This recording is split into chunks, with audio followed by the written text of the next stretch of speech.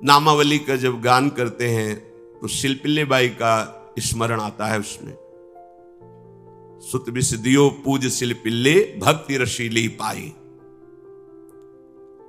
देखो कितना विश्वास होता है भक्त को, कैसा वो श्रद्धावान होता है। एक राजकुमारी और दूसरी एक जमींदार की पुत्री, दोनों को मित्रता थी। एक दिन राजा के यहां भगवत प्रेमी महात्मा आए। वो संत सेवी राजा थे, महात्मा जन आते रहते थे और महात्माओं का कार्य ही होता है निरंतर अपने प्रभु की सेवा और सुमिरन में मगन रहना। सेवा सुमिरन ये बहुत बड़ी सामर्थ्य है। अगर हम हर समय सेवा और सुमिरन में रहें तो कभी कोई माया प्रपंच हमें परास्त नहीं कर सकता। जहां हम सेवा सुमिरन से अलग हुए वहीं माया का प्रभाव पड़ता है। भगवान का शालिग्राम स्वरूप उनके पास था, खूब भाव से सेवा कर रहे थे और नवीन अवस्था की कोमल हृदय वाली ये दोनों सखियां देख रही थी। इनके मन में आया ऐसे हम भी ठाकुर सेवा करेंगे। देखने से सुनने से हमारे हृदय में प्रभाव पड़ता है। गंदी बातें देखेंगे, गंदी बातें सुनेंगे, उसी का चिंतन होगा, हृदय गंदे आचरणों की प्रेरणा वाला बन जाएगा। अगर हम भागवतिक बातें सुनेंगे, भागवतिक दर्शन करेंगे तो भागवतिक चिंतन होगा, हृदय भागवतिक प्रेरणा वाला बन जाएगा। कई दिन संत भगवान रुके, रोज सेवा कीर्तन कथा, सरल हृदया। उन दोनों सखियों में बात आई कि चल करके संत भगवान से कहते हमको भी ठाकुर जी दीजिए। दोनों ने चरण पकड़कर प्रार्थना की, गुरुदेव हमारे हृदय में भी इच्छा हो रही कि हमें ठाकुर सेवा मिले। अब दोनों बच्चे ही थे। संत भगवान ने विचार किया सेवा पद्धति में बहुत सावधानी की आवश्यकता होती है। अभी ये बच्चे हैं, कहीं सेवा अपराध न बन जाए। सेवा अपराध भी होता है। उपासना में चलने वाले उपासक को सेवा अपराध और उप सेवा अपराध 32 ये 64, इन पर सावधान रहना चाहिए। ये गलती नहीं होनी चाहिए। जैसे आप ठाकुर सेवक हैं, अपने घर में सेवा विराजमान किए हुए हैं। अब जैसे आपको ठाकुर जी के दर्शन के लिए जाना है, जहां तक ठाकुर जी के दर्शन करने के लिए जाना है, हो सके तो पादुका ना पहने, नंगे पैर दर्शन करने जाए। यदि आप में ऐसी सामर्थ्य नहीं है किसी कारण से, तो सीढ़ियों में पादुका नहीं पहनना चाहिए। जहां से मंदिर की सीढ़ियां हैं, पादुका उतार कर माथा रखकर सीढ़ी में फिर चढ़ना चाहिए। खड़ाओं या पादुका पहन करके श्री विग्रह के दर्शन करने के लिए जाने में फिर अपराध लगता है। अरे अपने मालिक के दर्शन करने जा रहे हैं, स्वामी के दर्शन करने जा रहे हैं, प्रभु के दर्शन करने जा रहे हैं, तो अपनी कुटिया से और मंदिर तक नंगे पैर जाना चाहिए। ये भावना रखनी चाहिए। भरत जी जा रहे हैं प्रभु के दर्शन करने के लिए, अयोध्या से पैदल ही चले थे, तो सुकुमार चरणारविंद तो बड़े बड़े फफोके छाले पड़ गए थे। वशिष्ठ जी ने देखा, सबने मिलकर भरत जी से कहा पालकी पे बैठ जाइए। तो उनका हाँ, मेरे प्रभु यहां नंगे पैर चले हैं और मैं पालकी पे बैठ जाऊं? उचित तो यह है कि अपने प्रभु के दर्शन के लिए मैं जा रहा हूं, तो जहां जहां प्रभु के चरण पड़े वहां मेरा शीश पड़े, अर्थात सिर भर जाऊं। उचित असमोरा सबते सेवक धर्म कठोरा। यहां मैं सर के बल चल के जाऊं पर असमर्थ हूं। तो आप कह रहे हैं पैर में छाले पड़ गए, आप सवारी में बैठ जाइए, ऐसा नहीं हो सकता। तो अपने प्रभु के दर्शन करने के लिए जब जाए तो हो सके, सामर्थ्य हो तो पादुका न पहने, कोई खड़ाऊं चप्पल जूता आदि ना पहने। अगर पहने हैं तो बस सीढ़ी तक ही पहन कर जाए, ऊपर सीढ़ियों के नहीं। इतने सुकुमार मत बनो, ये आग में जलाया जाएगा शरीर, ये गाड़ दिया जाएगा शरीर, इससे ज्यादा प्यार ना करो। अब इतना दृढ़ विश्वास कि ये बच्चे हैं, सेवा भाव कैसे पूर्ण कर पाएंगे? तो उन संत भगवान ने दोनों बच्चियों से कहा कल ठाकुर जी लाएंगे, हम आपको दे देंगे। तो गांव में घूमे तो आसपास गोले गोले से पत्थर मिले, पत्थर लाए 2 और कहा कि ये लो तुम्हारे ठाकुर जी हैं। दोनों को दिया। देखो गुरु वचनों पर और गुरु प्रदत्त सेवा वस्तु पर कितना भाव होना चाहिए। उन्होंने दृढ़ विश्वास किया कि मुझे भगवान गुरुदेव ने दिया, ये भगवान है मेरे। दोनों ने अपने हृदय से लगाया। अब एक जमींदार की पुत्री थी, एक राजकुमारी, स्वर्ण के सिंहासन में, और उनका नाम रखा शिल्पिल्ले ठाकुर। शिल मतलब पत्थर, तो उनका तुम्हारे ठाकुर का नाम शिल्पिल्ले गोविंद है। दोनों सिंहासन पर रखकर आराधना करती। भाव प्रतिपल बढ़ता गया, नाम निरंतर जप। गुरु प्रदत्त ठाकुर पर विशेष चमत्कार हृदय में प्रकट होता है यदि उन्हीं की नियमावली से चलो। अपने मन से बाजार से खरीद लाए, विराजमान किए हैं, कभी सेवा की कभी नहीं की, वो भी अच्छा है, कम से कम भागवतिक भाव तो है। लेकिन सिद्धि जो प्राप्त होती है वो गुरु कृपा से, गुरु प्रदत्त ठाकुर से। जैसे धन्ना जी को भांग के बट्टे में ठाकुर जी प्रकाशित हो गए, गुरु प्रदत्त। अब ये सखियां जब बड़ी हुई तो इनके ब्याह की बात थी। तो जो राजकुमारी थी उनका राजकुमार से किसी से ब्याह तय हुआ, ब्याह हो गया। अपने माता पिता से जब विदाई ली तो अपने ठाकुर जी को जो सिंहासन में थे, सिंहासन से एक सुंदर पेटी में से और गोद में रखा, और अंदर ही अंदर जल रही है कि प्रभु मैंने प्रीतम आपको माना है, संसार के व्यवहार में ये प्रीतम बना हुआ है, पर प्रभु हमारे प्रीतम दो नहीं हो सकते, हमने हृदय से आपको माना। इसी विचार में वो बड़ी उदास है। पहले पालकियों में ऐसा राज सैनिक चल रहे हैं, पालकियों में वो बहू जा रही है और राजकुमार घोड़े पर। राजकुमार बार बार पालकी के समीप जाता, दर्शन करने की इच्छा होती है ना, तो उदास देखता, मन में बड़ी गिलानी हुई। उसने कहा, एक नदी थी, उसने कहा यहां हम थोड़ी देर विश्राम करना चाहते हैं, राजकुमारी की पालकी रखी जाए और सैनिक दूर खड़े हो। तो राजकुमार वैसे ही आज्ञा हुई। तो बात करना चाहते हैं पर वो ना देखती है और ना बात करती है, और इतना सुंदर रूप, क्योंकि ब्रह्मचारिणी और भगवत आराधना। अब उसके हृदय में जलन हुई कि ऐसा क्या है जो हमसे बात नहीं कर रही। बस बार बार ऐसे पिटारी खोल के ऐसे ठाकुर जी को देखती। नाम जप और सेवा के प्रभाव से वो सिल नहीं रह गया था, वहां उसको सांवरे श्याम सुंदर की झांकी मिलती थी। जब अपने शिल्पिल्ले ठाकुर जी को देखती तो ललित त्रिभंगी श्री लालजू महाराज श्याम सुंदर दिखाए, अत्यंत आसक्ति। गुरु प्रदत्त किसी भी शब्द में, किसी भी वस्तु में दिव्यता होती है, बस हमारी भावना होनी चाहिए। अरे बोले ये हम नहीं दे सकते, ये गुरु प्रदत्त है, नहीं हम प्राण दे सकते, लेकिन ये नहीं। जिसका गुरु वचन पर, गुरु प्रदत्त वस्तु पर, गुरु प्रदत्त ठाकुर पर दृढ़ निष्ठा हो गई, वही सिद्ध हो जाता है। अब उसने समझ लिया कि पिटारी में जो कुछ है यही हमारे और राजकुमारी के बीच में बाधा है। दो चार दासियों को बुलाया और कहा इनको बातों में उलझाओ, पिटारी पीछे हमें दो। और प्रवीण दासियां उनको विनोद भाषा में, हंसी मजाक में बात, लेकिन वो उदासीन। धीरे से गोद में पेटी थी, ले ली, हम लिए हुए हैं, आप बातचीत में सारा, और पेटी उनको दे दी। राजकुमार ने राजकुमारी से कहा यही पेटी तो हमारे आपके बीच में बात, फेंक दी नदी में। अब तो जो उसके हृदय में पीड़ा हुई, भारी व्याकुलता। अब राजकुमार सैनिकों के साथ तुरंत पालकी उठवाई, महल ले गया। पर वो आसक्त है, इतनी सुंदर राजकुमारी, क्योंकि भागवतिक तेज से संपन्न में आकर्षण होता है। राजकुमारी ने कहा यदि हमारे ठाकुर नहीं तो मैं नहीं, आज से अन्न जल त्याग, प्राण त्याग दूंगी अगर हमारे ठाकुर जी हमारे समीप नहीं तो। आज से अब एक बूंद कैसे पिए, अपने ठाकुर को भोग लगा के पाला है और ठाकुर जी फेंक दिए गए। भारी व्याकुलता, जैसे मीरा जी कहते दृश्य बिन दुख न लागे नहीं, ना रात में नींद है न दिन में अन्न जल है, व्याकुलता। अब भयभीत हो गया राजकुमार।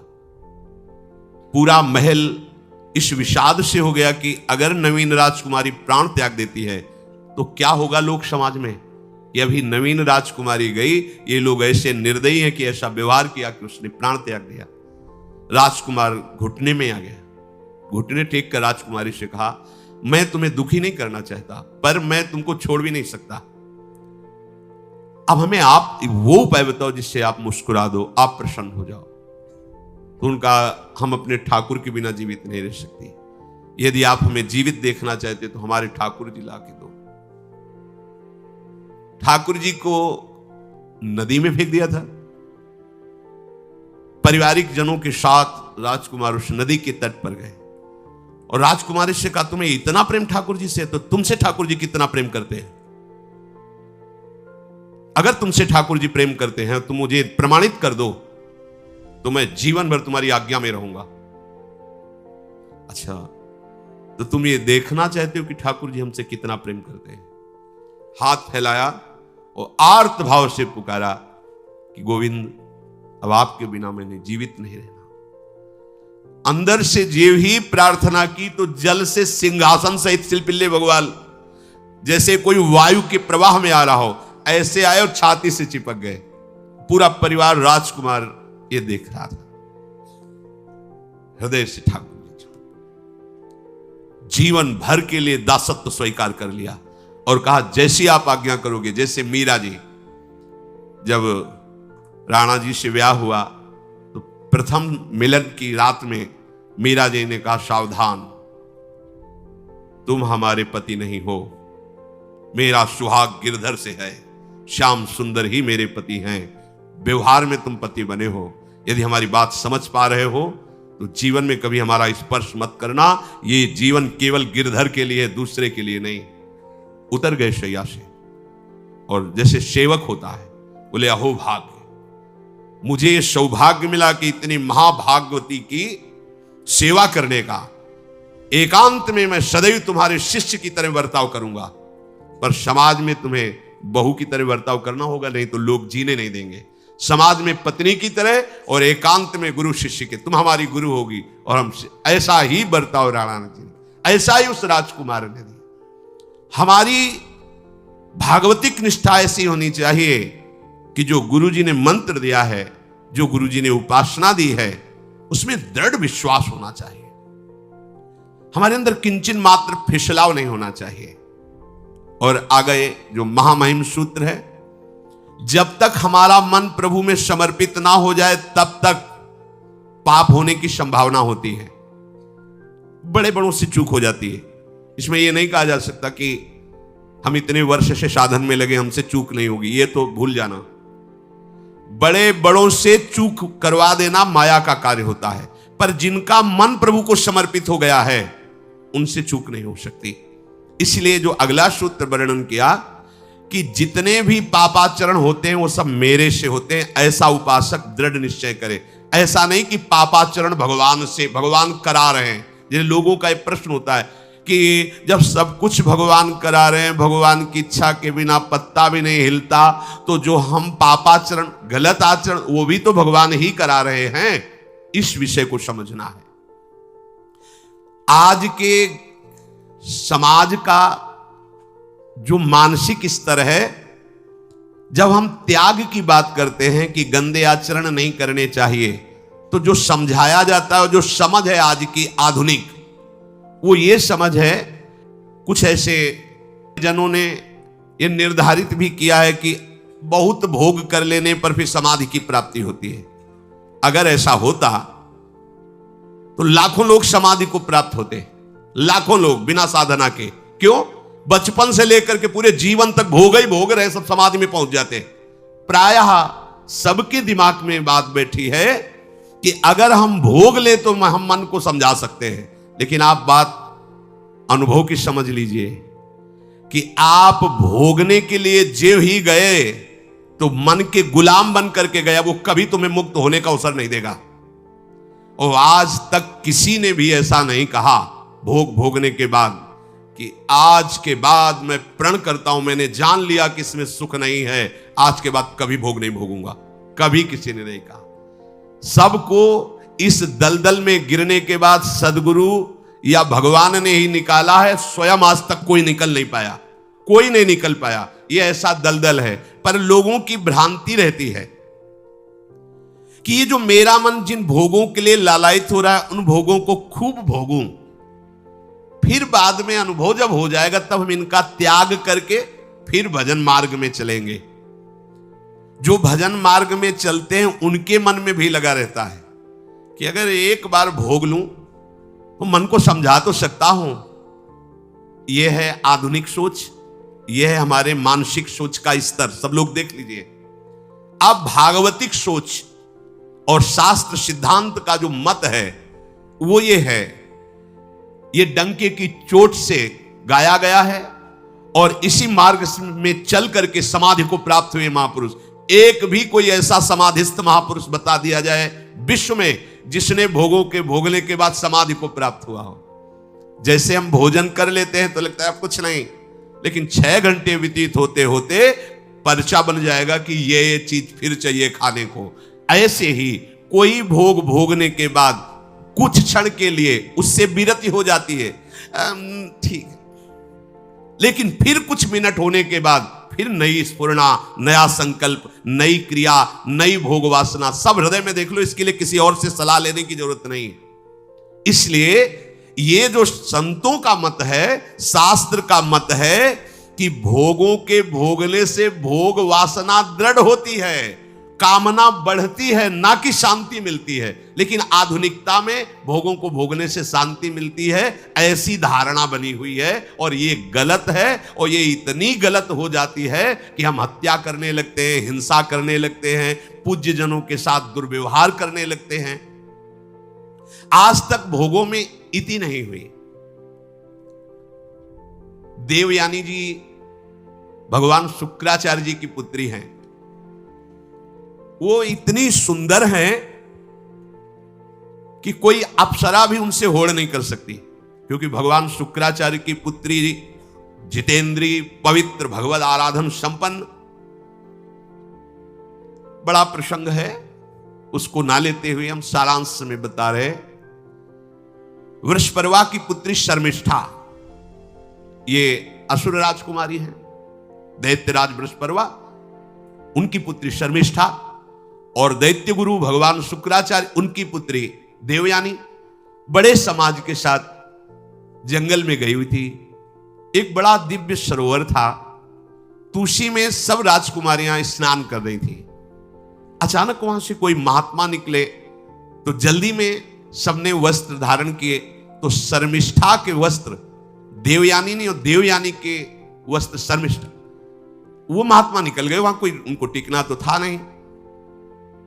देवयानी ने देखा कि मेरे पवित्र वस्त्र, देवयानी ने वस्त्र धारण नहीं किया शर्मिष्ठा के। जो महात्मा चले तो देखा कि हमारे वस्त्र ये राजपुत्री शर्मिष्ठा धारण किए। तो उनका, तुझे पता है मेरे वस्त्रों को स्पर्श करने का भी तेरे को अधिकार नहीं, तूने धारण कैसे कर लिया? तो उनका, ज्यादा मत बोल, इतना गुमान करके मत बोल। जैसे सब सेवक पलते हैं मेरे महाराज से, ऐसे तेरा पिता और तू भी मेरे महाराज के द्वारा ही पोषित है, क्योंकि वो तो राजा है, सारी सेवाएं वही देते हैं। ऐसा नहीं बोलना चाहिए, क्योंकि गुरु पुत्री है, आचार्य पुत्री है और सम्माननीय है। पर ऐसा वो बोल गई शर्मिष्ठा। देवयानी ने कहा, तुझे पता है अगर मेरे पिता की दृष्टि बदल जाए तो 2 मिनट में देवता तेरे पिता सहित संपूर्ण राज्य को नष्ट कर देंगे। मेरे पिताजी के भय से ही देवता आक्रमण नहीं कर। शुक्राचार्य मंत्रवेत्ता है। ज्यादा बात बढ़ गई तो राजकुमारी का शासन चलता है। उसने कहा इस गुरुपुत्री को उठाकर कुएं में डाल दिया जाए। और उस समय वस्त्र धारण नहीं की हुई थी, उनको उसी स्थिति में डाल दिया गया और वो चली गई। उसी समय शिकार खेलने के लिए महाराज ययाति चक्रवर्ती सम्राट तो आवाज सुनी। सैनिकों ने बताया कि कोई देवपुत्री है, दिव्य तेज प्रकाशित हो रहा है उनके शरीर से, और दूर से देखा है ऐसा लग रहा है कि शायद वो वस्त्रहीन भी है। उन्होंने कहा तुम लोग दूर जाओ, और स्वयं महाराज ययाति गए और उनको, तो जब हाथ पकड़ के निकाला और अपने वस्त्र से उनको आवेष्टित किया तो उन्होंने कहा कि हमारी आर्य मर्यादा है, एक बार आपने हमारे शरीर को देख लिया और हमारे हाथ को पकड़ लिया, अब आप हमारे जीवन भर के लिए पति स्वरूप हैं, स्वीकार कीजिए। तो उन्होंने कहा कि देवपुत्री मैं तो आपका परिचय भी नहीं जानता हूं, आप कौन हैं? तो उन्होंने कहा भगवान शुक्राचार्य की पुत्री देवयानी। घुटने पे हो गए तत्काल। उन्होंने कहा इतने बड़े महापुरुष की पुत्री के साथ मैं ब्याह कर सकूं, मेरी सामर्थ्य नहीं, क्योंकि मैं क्षत्रिय कुल में प्रकट हुआ राज परिवार से हूं और वो तो देवताओं के द्वारा भी वंदनीय है शुक्राचार्य जी, तो उनका आप निश्चिंत रहो, ये विषय मैं संभालूंगी, पर आप मेरे पति हैं, ये स्वीकार कीजिए। बोले यदि शुक्राचार्य जी इस पर राजी हैं तो हम ये बात स्वीकार करते हैं। शुक्राचार्य जी विलंब होने के कारण व्याकुल ही थे। देवयानी जी ययाति जी को लेके गई, बड़ा प्रसंग है, पर उन्होंने कहा जब आप राजी हैं तो हम राजी हैं। शुक्राचार्य जी राजी हुए और वृषपर्वा को सूचना दिया कि मैं तुम्हारे राज्य को त्याग कर जा रहा हूं। वो तो तत्काल आकर चरणों में गिरे, महाराज आपके बिना मेरा अस्तित्व क्या है, आप कैसे राजी हो सकते हो। बोले मेरी पुत्री को दिगंबर करके कुएं में डाल दिया गया, मैं इस अपराध से बिल्कुल तुम्हें माफ नहीं कर सकता। बोले कोई उपाय? तो बोले देवयानी बोले, तो देवयानी ने कहा तुम्हारी पुत्री हमारी दासी होकर चले तो मैं तुम्हें क्षमा कर दूंगी। बोले बिल्कुल ठीक, तथास्तु। पूरे राज्य की रक्षा के लिए राजकुमारी शर्मिष्ठा को देवयानी की दासी भाव में अब महाराज ययाति के महल पे पहुंचे। देवयानी ने कहा कि ये जो दासी भाव में आई हुई हैं ये सर्वांग सुंदरी हैं और आपका कभी मन उधर चलना भी नहीं चाहिए, अगर चलेगा तो आप हमारे दंड के पात्र बन जाएंगे। स्वीकार कर लिया और बहुत दूर उनके लिए महल का निर्माण करवाया और वो सेवा में आती रही। कुछ समय के बाद जब देवयानी जी के पुत्र हुए तो वन विहार के लिए अपने पुत्रों को लेकर चली, तो उधर शर्मिष्ठा के 2 पुत्र हो चुके थे, इनको पता भी नहीं था, और वो दौड़ कर आए, ययाति को पिताश्री कह करके आलिंगन किया, छोटे छोटे बच्चे। देवयानी ने कहा कि हमने कहा था तुम्हें देखना भी नहीं है और ये किसके पुत्र हैं। शर्मिष्ठा मुस्कुरा रही थी। देवयानी ने कहा तुम्हें दंड देंगी ही देंगी, और चली गई भगवान शुक्राचार्य जी के पास। ययाति भयभीत होकर के गए और शुक्राचार्य से प्रार्थना करे क्षमा कीजिए मुझसे गलती हो गई, और शर्मिष्ठा से ऐसे नहीं मिले। शर्मिष्ठा ने कहा था कि आप जानते हैं कि मैं दासी नहीं हूं, मैं राजकुमारी हूं, ईर्ष्यावश दासी बना करके लाई गई हूं, और मेरी सखी के पति हो इसलिए आप मेरे भी पति हो, मेरा अधिकार है आपसे संतान उत्पन्न करने का, शास्त्रीय सिद्धांत है। शुक्राचार्य जी ने कहा कि जो देवयानी कहेंगी वही हम मानेंगे, क्योंकि मेरी पुत्री है, क्या चाहती हो? तो बोले पुरुषत्व से इनको हीन कर दो। गुस्सा में आके शुक्राचार्य जी ने कहा तथास्तु। उसी समय महाराज ययाति पुरुषत्व से हीन हो गए और वृद्धावस्था छा गई शरीर में। अब ययाति ने कहा अब सुखी रहोगी तुम। अब देवयानी को भी होश आया कि ये तो क्या हमने अपना ही सर्वनाश कर लिया। कहा पिताजी अब इसका सुधार कैसे होगा? तो बोले जो पुत्र अपनी यौवन अवस्था दे देगा वही यौवन अवस्था इनके ऊपर आ जाएगी, वृद्धावस्था उसके पास चली जाएगी।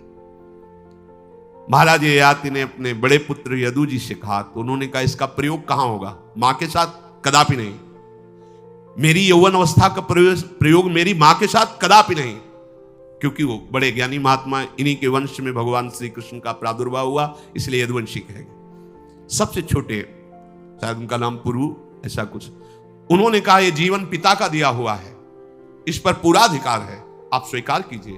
तत्काल वो वृद्ध हो गए, वो जवान हो गए। कई हजार वर्ष तक उन्होंने अपने पुत्र की आयु का विषयों में सेवन किया। फिर उनके मन में एक दिन बहुत घृणा हुई, धिक्कार है मेरे जीवन को और धिक्कार है इस भोगा शक्ति को। अपनी आयु तो गंवा ही दी, अपने पुत्र की भी आयु गंवा दी, फिर भी वैसे ही भोग वासना।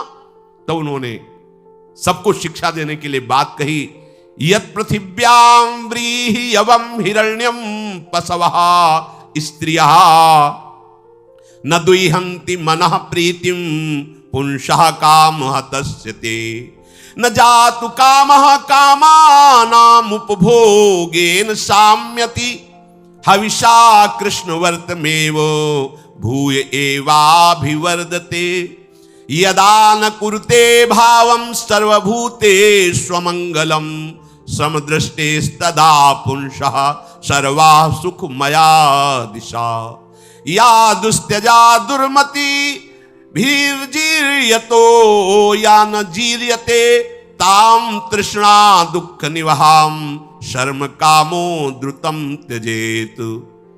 जिसका हृदय काम से व्याकुल हो गया है उसको त्रिभुवन की सारी सुंदरी स्त्रियां दे दी जाएं, जो धान स्वर्ण पशु सब वैभव, तो भी वो कभी तृप्त नहीं हो सकता। ये महाराज ये याति का अनुभव त्रिभुवन की। विषय भोग भोगने से भोग वासना शांत नहीं होती, वरम और प्रबल हो जाती है। जैसे घी की आहुति डालने पर आग भड़क उठती है, वैसे ही भोगों को भोगते हुए रहने पर भोग वासनाएं प्रबल रूप धारण कर लेती है और वो इतना कमजोर हो जाता है कि सोचता है मैं इसके बिना जी नहीं सकता। जब मनुष्य किसी भी प्राणी से राग कर बैठता है तो उसके हृदय की सामर्थ्य नष्ट हो जाती है। किसी भी, देखो ना, छोटे छोटे नशाओं में इतना हम आसक्त हो जाते हैं, अब हम इसके बिना जी नहीं सकते। किसी भी वस्तु का जब हम भोग करते, इसके बिना जी नहीं सकते। इसलिए सबको संदेश महाराज याति देते हैं, यदि तुम अपनी कामना को शांत करने वाले, रोकने वाले बन गए तो दसों दिशाएं तुम्हारे लिए सुखमयी हो जाएंगी। विषयी पुरुष को तृष्णा रात दिन जलाती रहती है, बहुत भोग भोगने पर भी वो कभी शांति या तृप्ति प्राप्त नहीं कर पाता।